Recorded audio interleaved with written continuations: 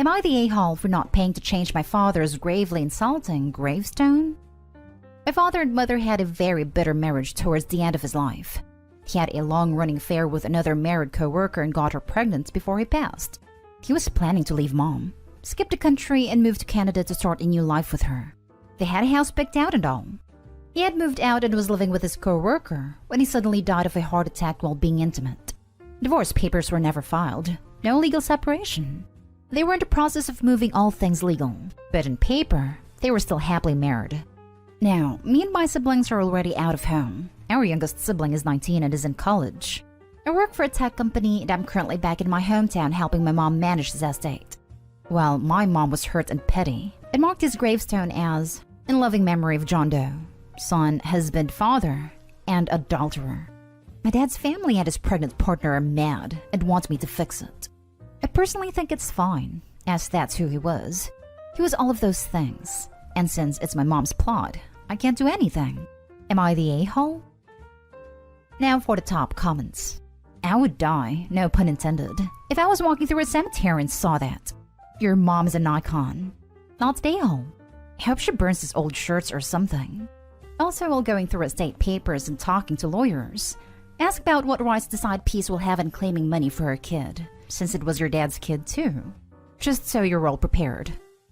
Side piece is currently 9 months pregnant, about to pop any day. My mom is lawyered up, and since my dad died intestate, according to our state laws, everything goes to mom. Mom won't leave anything for side piece. She's going to leave it for us once she passes. Not stay home. And since it's my mom's plot, I can't do anything. So not even your drama. My dad's family and his pregnant partner are mad and want me to fix it. Stay out of it. Tell them to talk to your mom. They want me to convince my mom to fix it. My dad's family have tried talking to her, but she has stopped taking their calls. There is nothing I can do. My mother owns the headstone. She's given you the answer. And don't answer anymore. Everyone sucks here. Your dad is the a-hole for cheating, and your mom is the a-hole for writing something so horrible on his gravestone. The kid will never know their father will forever see this. And not only that, OP seems really sour, which of course it can be. Rightly so. Your father left your mom for another woman. But in a sick way, you're also punishing that child. By not only helping to not get adulterer removed, despite how funny to us, but won't be to them. It's just hurtful. But also by not sharing the part of inheritance in the future that should have been your half-siblings too. You've stripped the child of any connection and financial support they would have gotten from your collective father. It's like you want to ignore the sibling like it doesn't exist. They do. Next story is titled, Am I the a-hole for saying that my boyfriend had a lifetime commitment to his ex since they are co-parents? My boyfriend used to be married to Jennifer, and they have twins. I had never dated a father before, so I really didn't know what to expect. Anyway, my boyfriend and Jennifer are co-parents and split the parenting duties pretty equally. They see each other a lot and communicate a lot about their sons. I realized after we were together for a year that things really weren't working for me. I knew my boyfriend had a commitment from before me to being a father, and that would be a lifelong commitment. I felt okay with that, and felt like that made him a good dad and a good man. I didn't realize that also meant he'd have, what I see to be, a lifelong commitment to Jennifer. To co-parent well, they have to communicate often, see each other often, work through disagreements or stressors respectfully, share holidays, stay in touch with each other's families, etc. I felt like those were things I respected him for doing, but I also didn't feel like were what I wanted in a partner. I want a partner who commits to me alone and no other woman, and I want to feel like life decisions are made between me and my partner primarily, not between my partner and his co-parents primarily. I felt like the main relationship in the dynamic was my partner and Jennifer. So I talked to him after about a year, saying that I respected his commitment to his family a lot, but I didn't feel like the relationship was working for me, because I couldn't make a life with someone who already had a lifetime commitment with another woman. My boyfriend was really upset with me for saying he had a lifetime commitment to Jennifer, saying that they were divorced. I said maybe not a marriage commitment, but they definitely have a lifetime commitment to raising their children together. They will always be the parents of two lovely boys who will be in their lives hopefully for their whole lives. And with that family, they would always have a commitment to their family and to each other. And that I was happy they could do that for their children's sake, and I respect it. But it wasn't for me. My boyfriend was really angry, saying he never wanted to commit to Jennifer, She pressured him into marriage since she got pregnant young. And she isn't his girlfriend or anything but the parent of his children to him. It is offensive to him to say he has a lifetime commitment to her. This is where I probably messed up. But I said, but you do. Whether you like it or not. You have a family together. He said that he needed some time alone and left for a few days. I feel conflicted. I honestly think that he does have a commitment to Jennifer, and I understand and respect that. But I also know he's upset to hear that. And to hear that it's the reason I don't see a relationship working long term. Am I the a-hole for telling my boyfriend he has a commitment to the mother of his children? No a-holes here, but please don't date any more single parents. It's 100% okay to feel this way, but don't waste your time or anyone else's now that you know this is a personal boundary for you. I actually applaud you for not asking him to make a decision between you, and knowing that his children will always come first. Yeah, I didn't really know what to expect getting to this relationship. I felt like I might be getting in out of my depth, since it started as a casual fling, and we only got together when we started having feelings for each other. I think in my future relationships, I want to be more intentional and take more time to think about the practicalities of how combining lives with someone would go. It's kind of sad to know people can like each other a lot, but still not be compatible because of life circumstances. It is sad, but it's better to realize this now. He needs someone in his life who is willing to have the ex-wife and kids, and ex-wife's future partner, as part of their life. And it's great that you realize you are not that person. It saves so much heartache down the line. He is a package deal. Not today, home. But you do, whether you like it or not. Exactly. It's naive or ignorant to think otherwise. Dating parents is always going to be a tricky thing. You have the kids to cope with, the ex, and in a lot of cases, plus their family. It never appealed to me, as I just don't think taking on that burden is worth it. My husband has an ex and 2 boys who he's very involved with. He talks to one of them at least once a day. Not an issue for me. I knew about it beforehand, and I was prepared for it. But I hope he's completely correct. This is a lifetime commitment. Even after the boys are grown, they will probably still be communicating with his ex. If he dates someone who has kids and wants to be part of their lives, that is a decent parent, the ex is going to be part of their life too. And by extension, yours. If you don't want to deal with it, don't. There's absolutely nothing wrong with wanting your significant other's commitment to be to you alone. If you've figured this out, great. You know now that you don't want to date a single parent from now on. Again, nothing wrong with that. So yeah, not a a-hole at all. No a-holes here. You're right. He has a commitment to his kids, and it's honestly good to see that he gets along with his ex to co-parent effectively. You've figured out that this relationship isn't for you, and there's nothing wrong with that. He's upset because you are ending the relationship, so his reaction is not unexpected, unless he went overboard in being angry, which would tip this to not the a-hole for you. Next story. Am I the a-hole for acting unhappy at me and my wife's gender reveal? My wife is 7 months pregnant. It came as a complete surprise, as my wife had been taking birth control regularly. We had originally planned to not have any kids, but my wife changed her mind after her first ultrasound. I respected her decision, even if I wasn't the happiest about it. I told her that regardless, I wasn't going to force her to make a decision. We had a gender party late because of issues with the pandemic, but we finally got around to it. I already was not happy, given the circumstances that I did not want to have any children. I still participated to show support to my wife though. Once the gender reveal happened, everyone including my wife was ecstatic. She went to go hug me and I hugged her back, just not with the same energy. She looked at me with a concerned face, but went off to hug some of her friends and family. Once it was over and we got everything put up, she blew up at me. Said I embarrassed her in front of her family. And the least I could have done was pretended I cared. I told her I didn't really see a point in throwing a party just because of the gender, but she wanted to do it, so I agreed.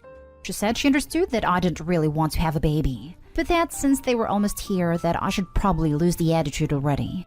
I responded saying that since she knew I didn't want the baby, she shouldn't be surprised I wasn't enjoying the baby shower. She supposedly thought that the baby shower would change my mind, but was upset it hadn't. I told her that I wasn't going to apologize for simply not showing any emotion, and that she needed to give me time to adjust, especially with a kid on the way. Am I the a-hole? Edit. We used protection and I was denied a vasectomy by my doctor. I don't think this is really a question about who's the a-hole. I think your world is changing dramatically in a way which you weren't prepared for, and that therapy is almost definitely required. It's not wrong to be freaked out, But you've decided to go ahead with this, and now you need to find a way to come to terms with it, ideally before the kid arrives, so you can parent your child in the fullest and best way possible. I said her decision because ultimately it was. She's the one carrying the baby, not me. I couldn't force her to terminate even if I wanted to. And yeah, it could be a fear of unknown. I'm not sure. I'm still with her because I do believe I can have a change of heart once I hold our kid. I just have a lot going through my head at this point. Please get therapy immediately. You need to process this, preferably before the baby is born. Your wife must already feel really alone in her pregnancy. And when she gives birth, she is really vulnerable and shouldn't have to worry about you. It sucks that this happened to you. But it's not fair on your wife and child if you resent the child. Therapy can help with that, or at least make clear how you wish to proceed. You're not an a-hole for being nonplussed at a gender reveal. Gender reveals are stupid. But man, you need to check your attitude. If you are not willing or able to be all in with this kid, remove yourself from the situation and commit to paying child support. I get that you didn't want a kid, but it is happening. You did it. And the kid does not deserve a father who isn't going to give their all. A father whose attitude towards them is, I didn't want you. Your wife is right. You don't need to lose the attitude already. If you think you can lift yourself, if you think there's a chance that dad mode will kick in when the baby is born, then great. But start doing it now. For your sake and for your wife's. Not going to give a ruling because I don't think you're an a-hole. You just need a whack around head. You're the a-hole. Not for not spontaneously being excited for a child when you don't/didn't want a child. But you're the a-hole for making it so obvious, especially at a party. Sorry to say. But unless you think you could pull it together and generate some excitement, I think you should look into divorce. Because there is going to be a child. And in my opinion, as a child of divorce, I would say having a single parent is better than having one of two parents obviously not give a crap about you. I agree with this. If you're going to be simmering with resentment for much of the child's life, that's awful for all involved. Now for the last story. Am I the a-hole for sending my son to his dad after he broke his sister's phone just because she called my husband Dad? When my husband first met my kids 4 years ago, Sarah 14, Jonathan 17, things were tense. Although my husband loved them instantly, Jonathan decided to make it hard and influenced Sarah to do the same. He treated my husband poorly, called him the guy Mom married, broke/threw his stuff, and shut him out when he tried to get close. We got family therapy, but Jonathan refused and tried to stop Sarah from going. Sarah was hesitant, saying she promised Jonathan not to do what her stepdad wants, and was afraid he'd get angry. She then attended therapy, and things started working out between her and my husband. They got close, which upset Jonathan, who tried giving Sarah, didn't know then, punishments for betraying his orders. We tried getting Jonathan in therapy again, but my ex defended his decision and demanded we leave it alone. Things have calmed down. Then yesterday morning at 8, Sarah rushed into the kitchen where I was washing glasses while Jonathan and my husband was sitting having breakfast. She was looking for her phone charger but didn't find it in her room. She quickly turned her face towards my husband and said, "Dad, Jonathan, have you guys seen my phone charger?" Me, my husband, and Jonathan paused.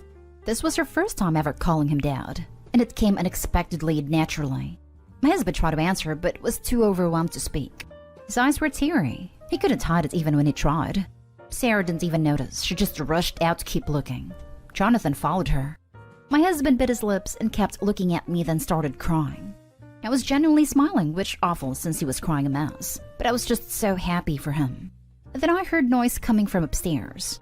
It was Jonathan yelling at Sarah for calling her stepdad Dad. He punished her by throwing her phone and breaking it. She cried, telling him to leave her alone, but he kept yelling, saying she betrayed their real dad and called this guy Dad. I got involved and asked him why he broke Sarah's phone. He called her a traitor, but I replied my husband did nothing to treat him this way, and his behavior was out of line. I said he either respected this household, his stepdad, his sister and me, or go stay with his dad till he agrees to get therapy and change his behavior. I contacted my ex saying Jonathan will go stay with him for now. And therapy is in order since I can't let him intimidate Sarah, especially after Sarah told me she's afraid of him. My ex fought me saying I chose a guy over my own son. Typical. He got his family involved, and they all called me cruel for kicking Jonathan out of his own home, even after I explained how he's been treating his sister. I gave him options: get therapy or stay with his dad. No one seems to agree with me, but I think that no one is seeing, or maybe they're turning a blind eye, how Jonathan has been mistreating his sister. She needs to feel safe in her own home, and be able to express herself without being punished / intimidated by her older brother. Not today, home. Your son is mistreating your daughter. You're not picking your husband over your son. You are protecting your daughter from your son. And maybe it's for the best that he stays with his dad if he finds your husband so offensive to the point where he acts out like this. Your ex is also partially to blame for enjoying the treatment your son dishes out to members of the household, due to his dislike of you remarrying. I understand he's hurt, but that doesn't give him a right to destroy or break property that doesn't belong solely to him. Therapy or move to dad sounds pretty darn reasonable in my opinion. I bet this has been festering a long time, and X and his family have been egging the son on, which will likely only continue if he goes to live with him. It's such a shame the ex thinks his ego is more important than his son, who has clearly been struggling and could use support from family instead of poison. I hope he should expect son to pull away if he goes to live with the ex, because this trash talking won't stop. But her son is almost an adult, so there's always hope that as he matures, he will gain some empathy and see the situation with some experience and come around. Opie and husband should continue being supportive and always let son know that the door is open, so long as that sort of treatment of his sister never happens again. He doesn't have to ever like his stepdad, but he does have to respect him, mom's relationship with him, and sister's very valid feelings for him. Not today, home. The issue I see isn't between your son and your husband, but between your son and your daughter who thinks he has authority to punish. But I'm not a therapist who would have the training to see what the issue really is. I think everyone would be doing your son a disservice if they framed this as biodad versus the man that turned his mama on. Your son has issues that need to be addressed wherever he lives.